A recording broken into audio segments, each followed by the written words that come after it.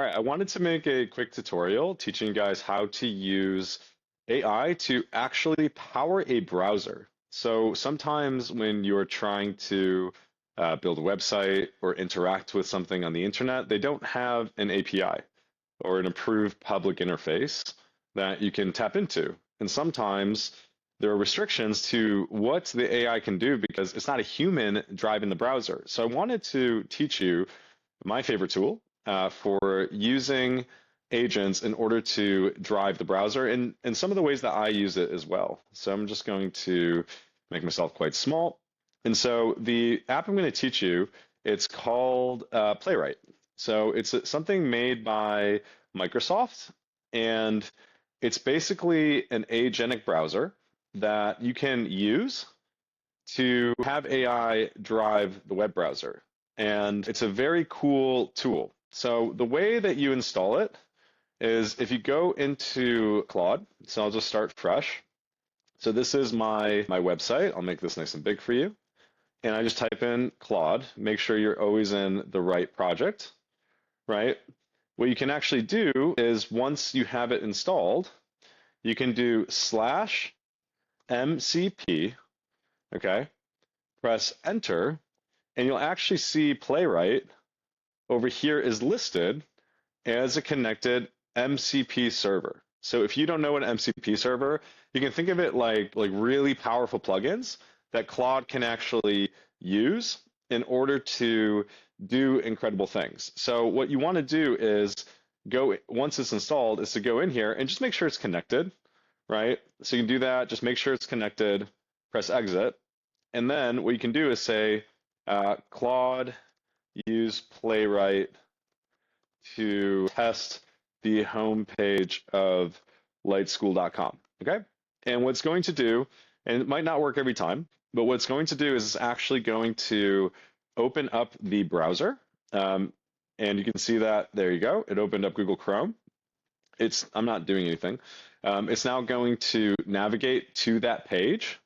And you can see that it's actually testing the website. So it's taking screenshots as it's moving along, and I got to give it permissions to make sure it lets it do its thing. That's pretty normal, right? And I can actually watch it work with the browser in order to do things. Now, let's suppose that I got to give it permissions. Let's suppose that it needed a login. The cool thing is you can actually stop it. And so let's suppose I wanted to log in to Light School. So if I just press escape, right, you can see that it was interrupted, right? And I go back to the browser, I can actually stop and go ahead and log in. So I can control it too. So sometimes this is really helpful if you are doing something that requires you to log in. So guess what? If you log it into your Gmail, if you log it in to I don't know, your whatever you use, it's going to be able to control the browser. Now, Playwright works really well on very lean websites, meaning there isn't a lot of code for it to read through. And like for example, I had a coaching platform I built out, and I had like 180 videos. I used Playwright in 2 different browsers to go into one of the websites and then migrate the content over to a different platform. And neither of those 2 services had any way for the agents to interact, but because I logged in with Playwright, they could actually go back and forth and then migrate all of the content from one to another. And it was very cool. And so the way that you install this, I actually created a tutorial for you with help of Claude. So if I go to lightschool.com and then I go to the campus, I can just go down to it.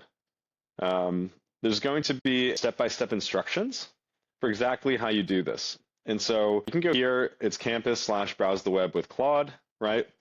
And what you're going to want to do is just follow these step-by-step instructions in order to install install Playwright. The number one thing you're going to want to do is inside of your terminal. So I'll do /exit to leave Claude.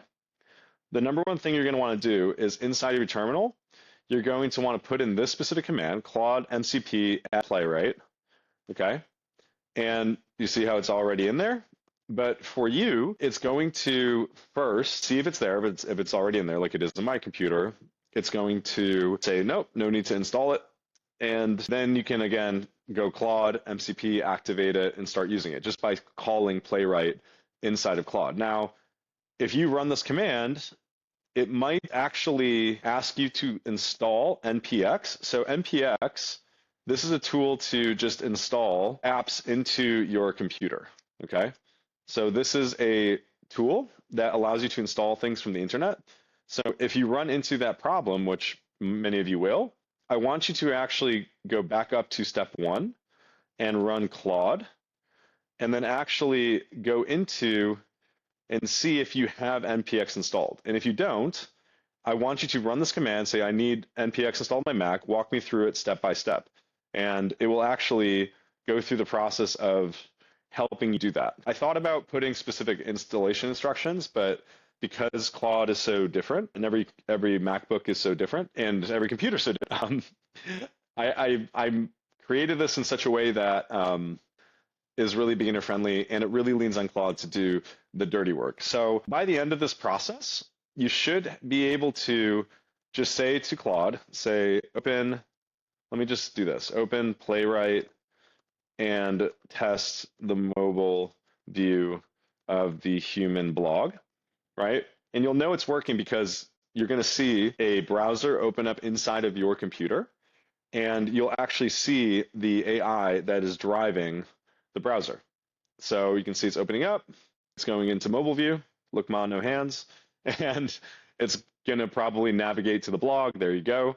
And it's going to start testing things. So I sometimes use it. I sometimes use Playwright for testing the website. So after I push a feature, I'll say open up Playwright and then test the new feature. That's a really good way to use it. I'll use it for interacting with things that don't necessarily have agentic integration. And then you can just use it for some fun stuff, like don't cheat in games and stuff, or if you have homework, don't do it. Just kidding. You totally can. But don't cheat on stuff. That's not good. Point is, the agents can now drive the browsers. Depending on which a website's on, and depending on what it's doing, it's going to have different levels of success. Some websites are very lean, so they have very little code that the AI needs to read, and it's very easy for the AI to navigate. Other websites are very heavy, and the AI has to go through a ton of code in order to interact with it. And other websites also have like bot prevention systems.